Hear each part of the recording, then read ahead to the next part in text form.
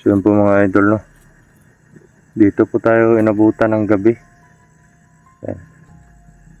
Update lang po tayo ngayon sa kalagayan natin, no?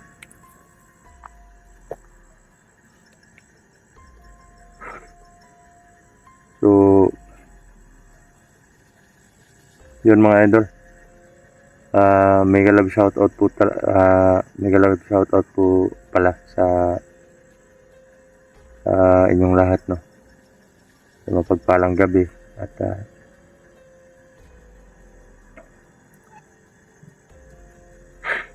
mga ano po natin dyan, sa mga silent viewers, no?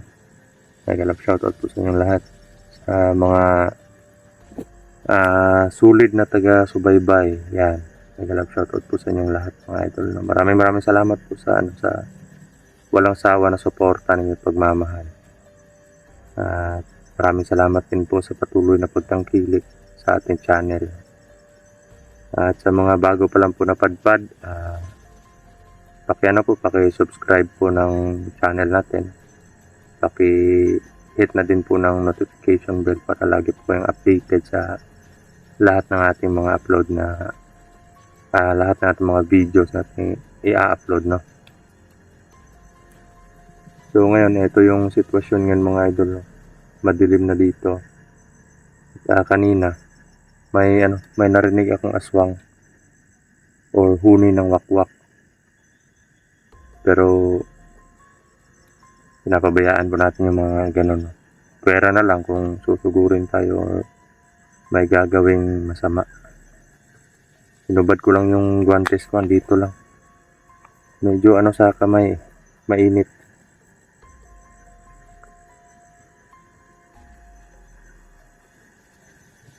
At yun,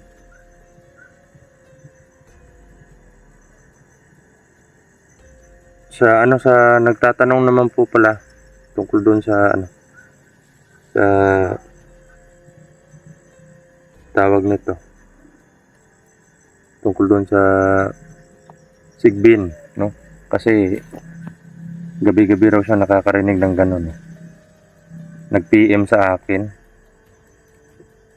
Sabi ko sa kanya na nagtanong siya sa akin kung ano daw ibig sabihin nun, gabi-gabi na lang siya nakakarinig ng ganong huni or ganong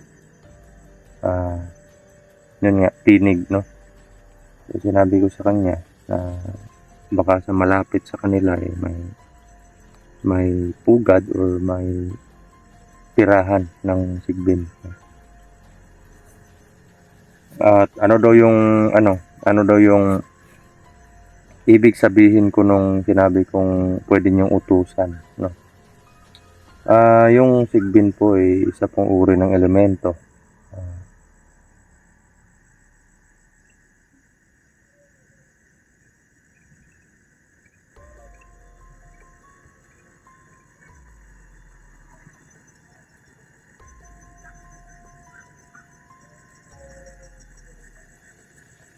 Parang may batang umiiyak pero hindi ko matiyak.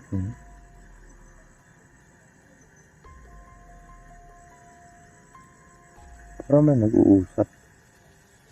Masyadong malalim yung boses kasi hindi ko ma-describe or hindi ko yung location kung saan banda. Parang kaluluwa, no?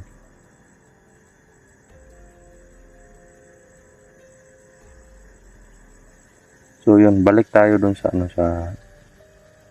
yung ibig sabihin ko nung sinabi ko na pwedeng utusan.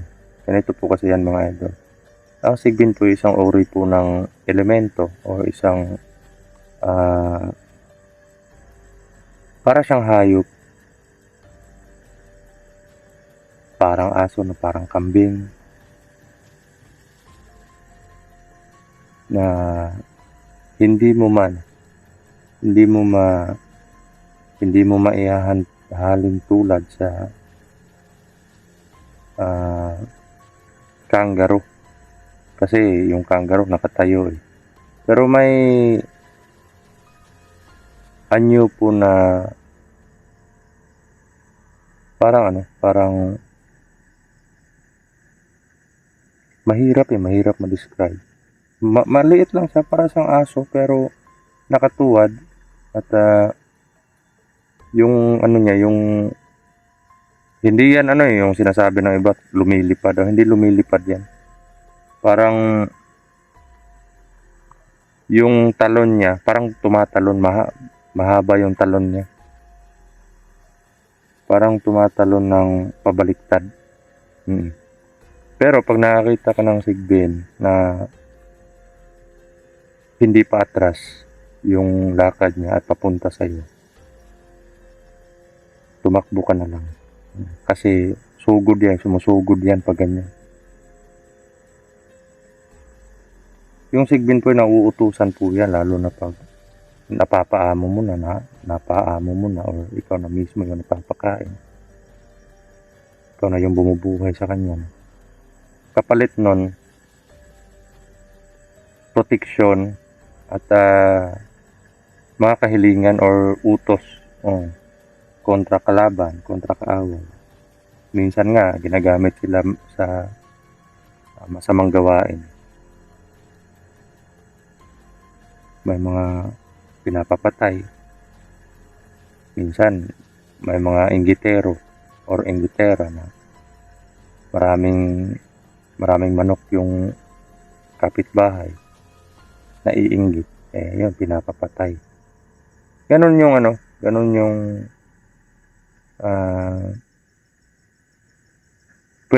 pwedeng gawin dun sa ano. Pero kung magkaroon man po kayo ng ganun, wag niyo pong gamitin sa masama sana. No? Pero bihira na lang yung tao ngayon na magkakaroon ng ganun, kasi katulad ng mga mutya, bihira na lang yung tao na talagang binibigyan. Pwera na lang kung inaagaw at pinapaamo nila yung mutya o nire-ritualan para maselyuhan sa pangalan nila at sumunod yun para makuha yung benepisyo dun sa mutya.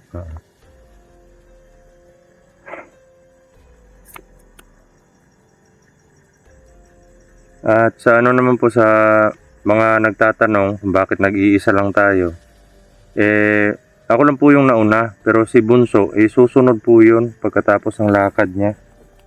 Alam niyo naman po ako, hindi ako yung mamaya ganun. Kasi gusto ko talaga na matapos na to or matapos na yung kaguluhan na to. Hindi man ako sigurado kung magtatagumpay tayo na mauubo sila na nakatayo pa tayo, pero at least na may gagawin tayo. At may mga kapatid din po tayo na gusto na magbagong buhay, ayaw na sa gulo, kasi obvious naman na mas iniisip, mas kailangan tayo ng pamilya natin, lalo na yung mga padre di pamilya. Kailangan tayo ng pamilya natin, lalo may mga anak tayo. Pero nagkakaroon po ng komplikasyon, lalo na pag hindi tayo natatahimik, kung palagi tayong sinusundan ng mga kalaban o sinasadyaan tayo. Pero ito lang po masasabi ko, mga idol, may kasama man tayo o wala, lalaban po tayo. At nagpapasalamat na din po ako kay Pinunong Kabura at sa gabay ko na andyan sila palagi. Kumbaga tatlo kami.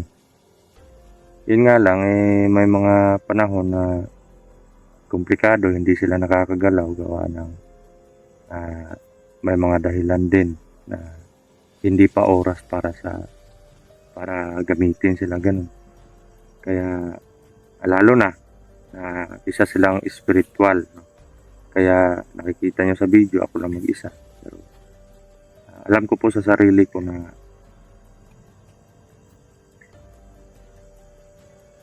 may mga kasama tayo, no? Unang-una yung Panginoon, hindi tayo pababayaan. Pangalawa yung gabay or yung tangan ko na mula nung bata pa ako. Pangatlo, pangatlo si Pinunong Kabura. So tatlo yung natin dito. Pinakamalakas yung Panginoon dyan, siyempre. no? At hindi ko po sinasabi na may mga anting-anting tayo, doon tayo kumukuha ng lakas. Kasi yung Panginoon po yung nagbibigay lakas sa lahat. Anting-anting man o normal na tao, yung Panginoon po yung nagbibigay lakas sa lahat ng yan. Kaya manalig lang po tayo. Think positive. Huwag po mawalan ng pag-asa. Patuloy lang sa goal. Ganun lang. Huwag natin kalimutan basta na may Panginoon tayo na may anting-anting man tayo o wala. May Panginoon po tayo na handa po na protektahan, ibigay yung best para sa atin. Manalo, basta nasa kabutihan lang tayo. May mga tao man na gumagawa ng storya laban sa atin. Pero isa yan sa mga pagsubok eh. Isa yan sa mga pagsubok. May mga tao na parang masakit sa mata nila pag kumikilos tayo. Pero hindi po hindi po sinasadya ng isang tao na gano'n. Talagang kinokontrol lang po talaga sila ng mga demonyo, gano'n. Lalo na pag kumikilos yung Panginoon para sa atin. Kayo po, makaka-relate po kayo niyan eh. Kumikilos yung Panginoon para sa'yo. Yung demonyo naman, maghahanap yun ng paraan para pigilan yung plano ng Panginoon para sa'yo. Kasi mag-ano yan eh. Hindi magkatunggali yung kasamaan at kabutihan. Normal po yan sa mundo. Lalo-lalo na sa isip ng tao, mga isipan ng tao. Namumugad yan.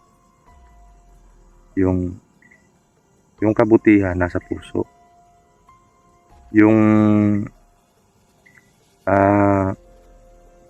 ginagawa ng mga demonyo, masasamang elemento, pinapadaan po nila sa isip ng tao.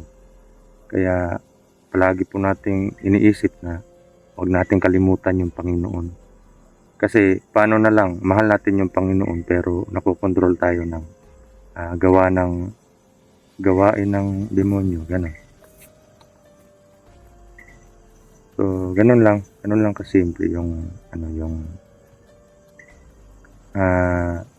guideline para din sa mga tao na nalilito. Bakit may mga taong ganun? Bakit may mga ganito? At least na may idea tayo kung bakit nagkakaganon yung iba. Minsan nga ako nalilito din eh.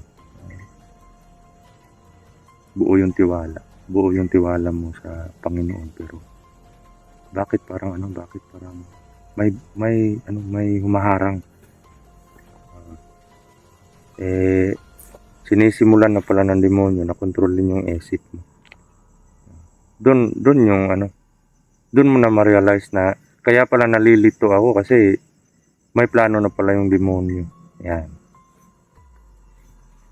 Kaya be strong lang po tayo sa lahat ng oras. May kasama man o wala, may anting-anting man o wala. Importante yung Panginoon. Palagi lang tayo magtiwala sa Kanya. No? At sa mga nagtanong naman kung ano yung komento ko doon sa nangyayari sa bansa natin. No-comment po ako doon. Kasi kadalasan sa mga ganyan political issue yan. Labas na po tayo doon. Doon tayo sa ano na ang kalagayan ng bansa natin. Siguro kung magkaisa lang, lahat magkaisa lang. Walang imposible. Sobrang yaman ng bansa natin. Kaya laban lang tayo. Hindi yung may matitigas na puso. Dapat hindi dinadaan sa away, hindi dinadaan sa debate, dinadaan sa pakikipag-usap ng mahinhin or pakikipag-usap ng may puso. Baka sakali na magkasundo lahat, no? At maayos yung problema. So ganun lang yung comment ko or opinion ko dun sa mga nagtatanong sa akin. Kanina pa to eh.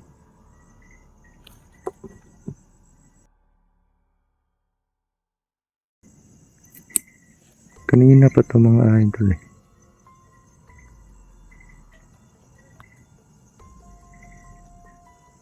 No. Nilagay ko po yung flashlight dito sa vlogging kit para nakakarinig po talaga ako ng mga boses eh. Nandito po tayo sa ano ngayon. Yan. Dito po tayo sa gubat. Yan. Ayun pala. Congratulations sa mga kapatid natin sila Master J. Ano, sa team, no? Team Master J. Yan. Salute ako sa inyo mga bro. Naligtas nyo. Mission accomplished kayo. At kay Sarge, magpagaling ka. Be strong. Huwag pabayaan yung sarili. At laging umasa sa Panginoon. At yun. Kay Master J, Max Tom, kay Mr. MT, no?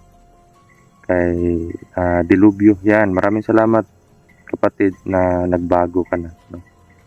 Tuloy-tuloy lang. Tuloy-tuloy lang. Kung ano man yung mga dahilan kung bakit nagawa mo yun noon. Lahat naman ng nangyayari may dahilan. Lahat ng mga pangyayari o lahat ng mga desisyon sa buhay may dahilan. Kaya pagpatuloy mo lang yung pagbabagong buhay at may mararating ka talaga. Kahit sabihin natin gusto lang natin ng normal na pamumuhay, may plano yung Panginoon sa atin. Kaya laban. Be humble.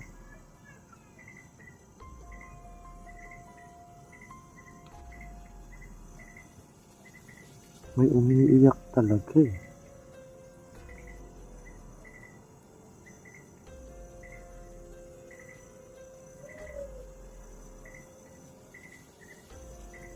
May umiiyak po talaga. Parang may nag-iilaw mga idol. Patayin muna natin yung ano. Buti kamay. Buti na lang na ano ko.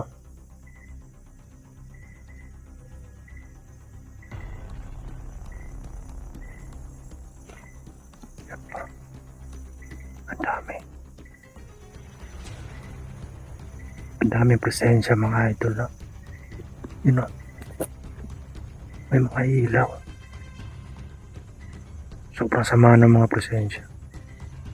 May mga kalaban to mga idol.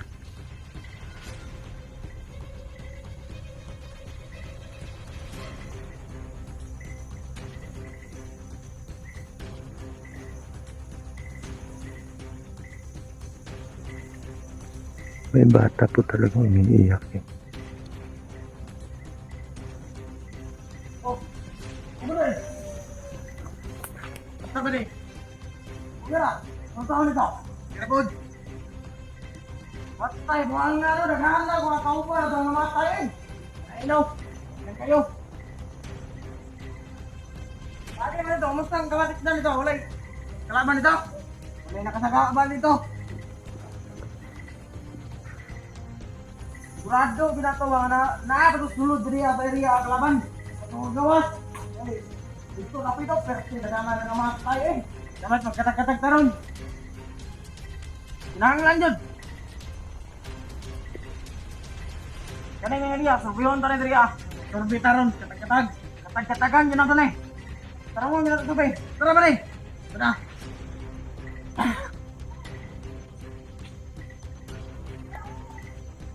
Isa.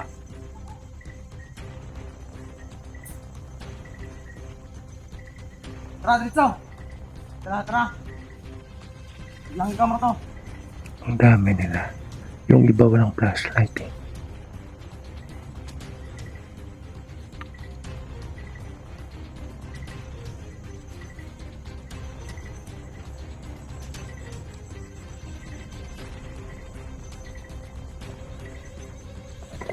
Puti kamay.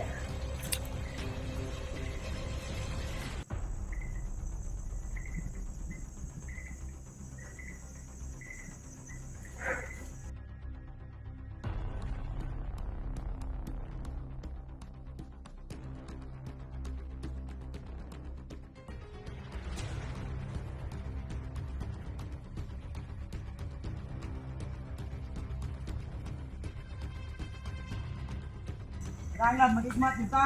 Hindi na ako balik. Right. Sabi ni ka, Nandiya, Susundan natin to mga idol. delikado. Tara.